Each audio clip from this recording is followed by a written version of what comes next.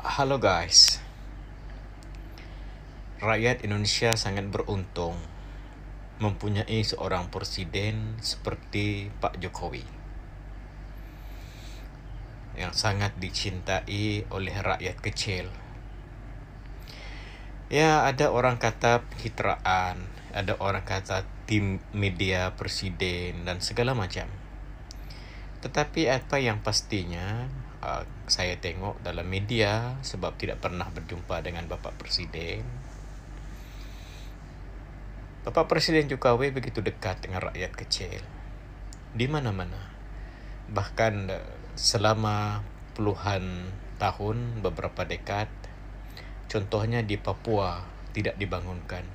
Tetapi di era presiden, orang Papua daripada rakyat kecil menangis. Dan rakyat Indonesia saya kira akan menangis sekali lagi apabila Presiden Jokowi berhenti menjadi Presiden Republik Indonesia.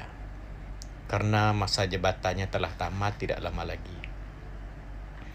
Dan dia beritahu dia akan kembali ke Solo sebagai rakyat biasa. Nah, di saat itu kekuasaan yang dia ada tidak boleh lagi. Dia tidak ada kekuasaan lagi untuk membantu rakyat-rakyat kecil, anak-anak sekolah, beri basikal, kan?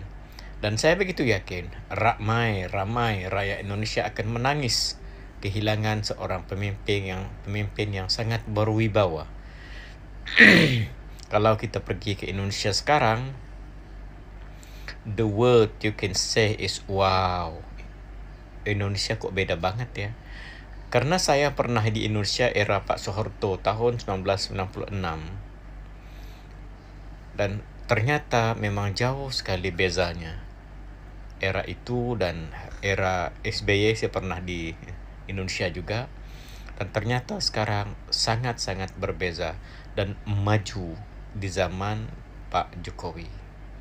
Bayangkan, baru-baru ini ada KTT di Labuan Bajo yang sekelip mata menjadi popular di seantero dunia.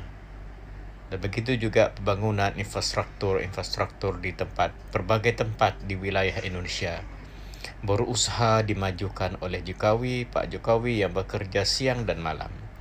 Wahai orang Indonesia, Anda beruntung karena mempunyai seorang pemimpin yang hebat. Mudah-mudahan Malaysia pun satu hari nanti akan kembali hebat. Oke guys, itu saja, bye. Halo guys, jumpa kembali bersama saya Bastian Sebo.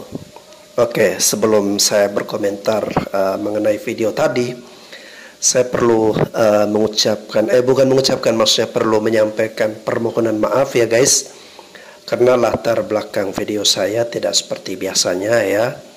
Ini agak remang-remang, agak gelap cahayanya ya. Dengan seadanya seperti ini, saya juga tidak membawa alat record audio. Ini cuma pakai HP satu saja. Jadi saya mohon maaf kalau membuat Anda tidak nyaman karena memang saya lagi berada di luar ya guys.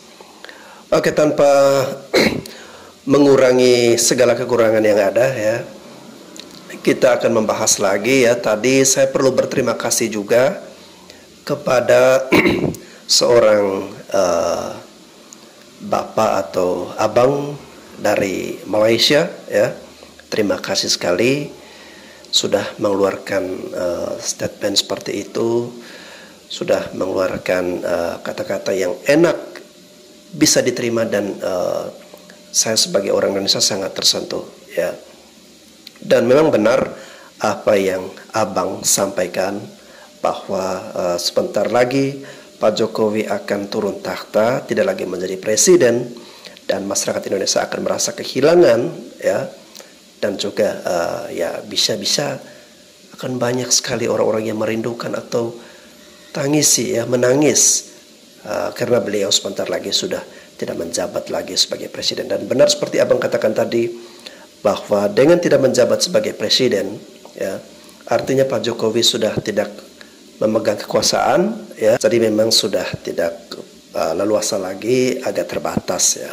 Dan tadi abang dari Malaysia juga menyinggung soal orang Papua ya. Benar sekali, orang Papua saat ini ya, mereka menjuluki Bapak Jokowi sebagai penyelamat Papua ya, sebagai ayah dari orang Papua, bapaknya orang Papua ya.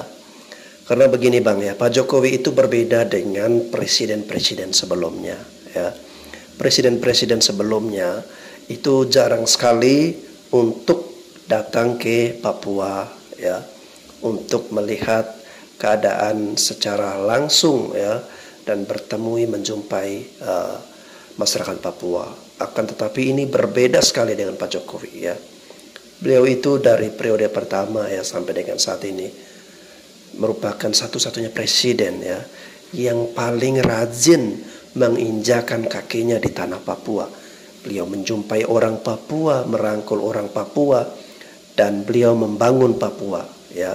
Pekan Olahraga Nasional PON itu kemarin diselenggarakan di Papua. Wah, meriah banget Bang. Itu keren dan luar biasanya Pak Jokowi di masa pemerintahan beliau. Papua itu seperti menjadi anak kesayangan ya. Kalau sebelum-sebelumnya itu kan dianaktirikan. Dan bahkan yang membuat saya cukup kagum dengan Pak Jokowi ini ya, kita tahu kemarin di daerah wilayah Nduga di Papua itu adalah merupakan wilayah konflik, tetapi karena saking cintanya beliau dengan tanah Papua ini ya, beliau ingin ke Nduga ya guys. Meskipun di sana itu rawan banget. Suatu ketika Panglima TNI melarang beliau untuk tidak ke Nduga, tetapi Pak Jokowi bersikeras ya, dan dia mengatakan bahwa urusan keamanan itu adalah tugas dari bapak-bapak TNI ya, atau dan juga gabungan TNI Polri ya. Dan beliau tidak mau tahu, beliau tetap ke Nduga di Papua, yang sebenarnya itu kalau pemimpin lain mungkin dia tidak akan berani untuk datang ke situ, karena itu adalah daerah rawan konflik ya. Inilah yang membuat Pak Jokowi begitu istimewa, begitu luar biasa berbeda dengan presiden yang lain ya. Dan beliau sangat memperhatikan sekali pembangunan di daerah timur.